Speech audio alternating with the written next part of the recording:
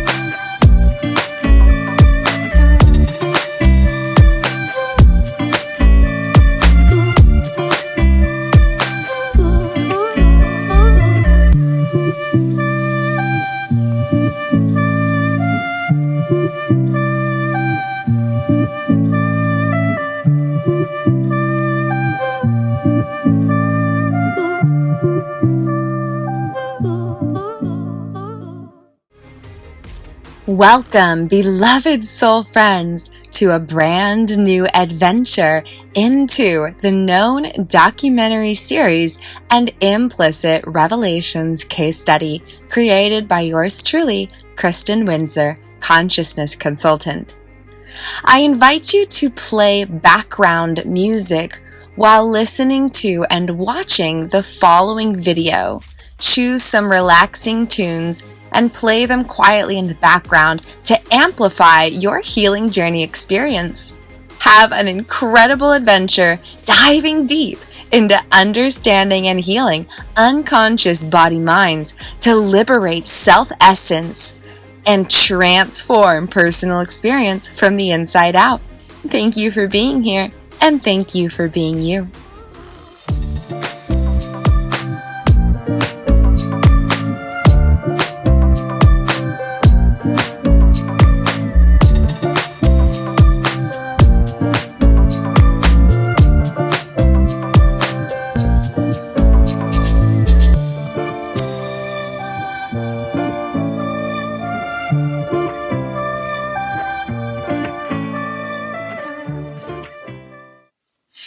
Hello, brave, beautiful, beloved soul friends. Welcome to this miraculous exploration, a little conclusion piece for thesis number 29, just to bring some of these ideas together. So how on earth, okay, hold it, wait a minute. I'm sorry, what?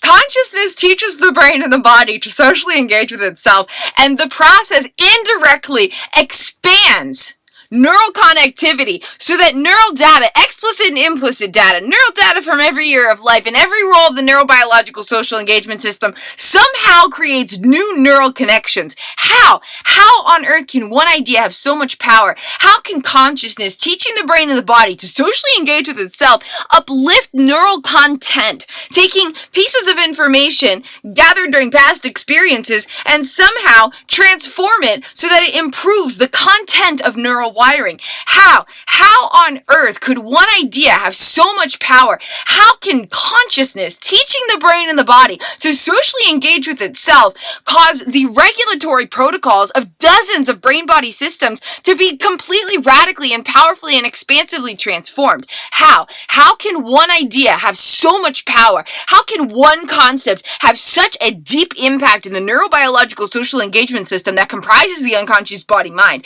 How can trillions of neural pathways be indirectly transformed? How can the way that you breathe change when consciousness teaches the brain and the body to socially engage with itself? How? How on earth could this be possible?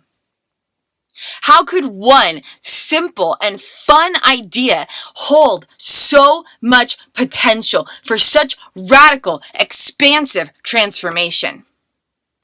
Consciousness is just like, hey, I'm teaching my brain how to socially engage with itself, especially through distinction and connection between aspects of my own being while I nurture my internal attachments. And behind the scenes, the digestive system is gaining a new regulatory protocol, and neural data from 15 years ago is being rewritten so that the content is uplifted and the connectivity is expanded. How? How can one simple and fun idea have so much impact in the unconscious wiring of the unconscious body-mind? How? How can the entire neurobiological social engagement system with neural data from when you were 2 months old be rewritten without touching any memories, just by consciousness teaching the brain and the body to socially engage with itself? How could this be possible? How? Why does one idea have so much impact and potential for radical transformation? How is this possible? The answer is so simple, and it's so profound, and it's so beautiful. The unconscious body-mind originally, this is so cool. The unconscious body-mind originally learned how to gather information from experiences and store it into neural content that has connections through neural connectivity. The unconscious body-mind originally learned how to do that based on attachment development. The brain and the body originally gained regulatory protocols based on attachment development. So consciousness lands in this brain and this body as a little infant, and there's this abstract conceptualization of a person, and consciousness is flowing through the brain and the body, and it's like, wow, my baby. And then the caregivers of that baby, whether they're parents or other relatives or other people, but the caregivers of that baby nurture that baby into being. Nature and nurture collide. And the process of attachment development trained the brain and the body how to gather information, how to translate experiences into pieces of neural data, and how to self-regulate. The autonomic nervous system, brain hemispheres connecting, all of that originally happened through attachment development. And how on earth was attachment development impacted? How? What impacted attachment development the most? Think about it. What impacted attachment development the most? Any guesses? What impacted attachment development the most? Social engagement. It was social engagement. It was the baby, and then the toddler, and then the child, and then the teenager. Socially engaging with the caregivers. And that's how attachment needs were met. The infant was seen and loved and supported and connected and safe and protected and respected and embraced and celebrated and provided for. And all these attachment needs throughout 4 distinct systems. The fulfillment of those attachment needs depended on social engagement with another person, originally with the caregiver or the caregivers, plural.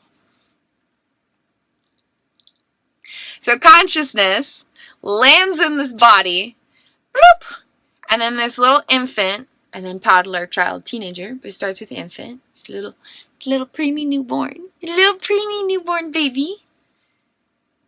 And the brain and the body are like, I have no information about anything. I've never had a personal experience. I've never had a regulatory protocol. How do you do this stuff? Where does information come? Because I have no ability to navigate my sense of self or any styles of regulation at all. Zero. Infants don't have a sense of navigation or regulation. It doesn't exist. It doesn't exist. But when we grow up, there's navigation and regulation in the unconscious body-mind. How did that stuff originally develop? How did it come into being? Attachment development. Attachment development teaches the brain and the body how to gather information, how to translate newly unfolding experiences into energetic implicit pieces of information stored as neural content, and based on attachment well-being, that neural data connects with each other, and that provides navigation regarding who you are. And then attachment development also teaches the abstract blueprint of the brain and the body, all these different regulatory protocols, the way brainwaves know how to self-regulate, the way that the heart knows how to beat, the way that oxygen knows how to come in and then flow through systems, the way digestion happens, the way brain hemispheres talk to each other, the engagement, the consistent activation of the prefrontal cortex. All of these regulatory protocols depend on attachment well-being, which begins during early childhood. But attachment well-being is a process of social engagement with other people. So as an infant, as a toddler, as a child, attachment needs are dependent on another person. And that process is all about social engagement. Okay? So the brain and the body originally learned how to have a sense of navigation and regulation in the unconscious body-mind based on attachment well-being. And that was a process of social engagement. As the young child was socially engaging with the caregiver. Because that is the core of how all of this stuff started. All the neural data in all of the 17 plus roles in the neurobiological social engagement system have neural data from every year of life beginning at 1 minute old or young. Neural data from every year of life, every role of the neurobiological social engagement system, and explicit and implicit pieces of neural wiring, memory data. The content and the connectivity of all of these aspects of neural pathways, neural wiring, memory data, especially unconscious memories. All of that originally came into existence based on attachment well-being throughout 4 distinct attachment systems, referencing thesis number 1 of my implicit revelations case study. And attachment well-being was always dependent on social engagement with other people. And that's how it started when we were very young, infants, toddlers, children. Social engagement with the caregiver determined these things. And then as we grow older, teenagehood, young adulthood, middle adulthood, adulthood, wherever you are, then it's a lot of social engagement with other people. And a lot of times, people become dependent on others to fulfill their attachment needs, but they don't know that that's what's happening. Because it's happening unconsciously. But the unconscious body-mind is like, oh, I'm able to feel seen and loved when I'm around this person. Or, oh, I feel supported and connected when I reach out to this person. Or, oh, I feel safe and secure when I'm over here in this place. And we become dependent on these external forms of stimulus to satisfy our internal attachment needs. And a lot of that has to do with social engagement with other people. But then the unconscious body-mind is attached to that person and that place and that thing and that experience and that other person and these other people. And then the self is not attached to the self. And thus, the self begins to become ostracized from itself. You can imagine the self as being like a little center here. And then imagine like a spinning wheel around it. And it's all of this neural wiring providing navigation based on attachment well-being. Okay? If attachments are placed externally, then that spinning wheel, there's going to be a piece that goes over here. And then this piece of the self is being pulled to this part of the wheel. And this piece of the self is being pulled over here to this part of the wheel. And then these pieces of the self are all being separate from each other. They're going over to all these different places and all these different things. But when attachments are turned inward and attachment needs are met by the self, then the self is here. And instead of the gravitational pull of the self being pulled outwards, and the self is over here, over here, over here, over here, over here, over here, then the self is pulled inwards, and neural wiring provides navigation regarding the self instead of the outside world. So when consciousness teaches the brain and the body to socially engage with itself, the process of nurturing internal attachments uplifts neural content, expands neural connectivity, and rewrites regulatory protocols, because all of this stuff in the unconscious body-mind originally came into existence based on attachment well-being, which depended on social engagement with other people. But now, when consciousness teaches the brain and the body to socially engage with itself, especially through distinction and connection between self aspects, the observational self being distinct and connected with the experiential self, the inner life partner or present moment self being distinct from and connected with the inner child or childhood self aspects. When the brain is taught to socially engage with itself, when the body is taught to socially engage with itself, as consciousness takes charge of the neurobiological applications it houses, that process rewrites the entire unconscious body-mind, because the entire unconscious body-mind came into existence based on attachment well-being, which originally depended on social engagement with others. But now, social self-engagement, consciousness engaging with its own self essence and teaching the brain to socially engage with itself, teaching the body to socially engage with itself. Power is reclaimed. When consciousness teaches the brain and the body to socially engage with itself, the process of nurturing internal attachments uplifts neural content, expands neural connectivity, and rewrites regulatory protocols throughout a variety of brain-body systems without touching it. You don't have to work with memories to rewrite them. You don't have to work with regulatory protocols to transform them. And the process of this is fun and easy to apply and can be applied in any type of healing journey in very simple at-home ways that can be very easily integrated into everyday life. And then all of life starts to transform from the inside out, because how we experience ourselves and the entire world, everything we experience in any way we experience it, 100,000% depends on how the unconscious body-mind is written and being activated.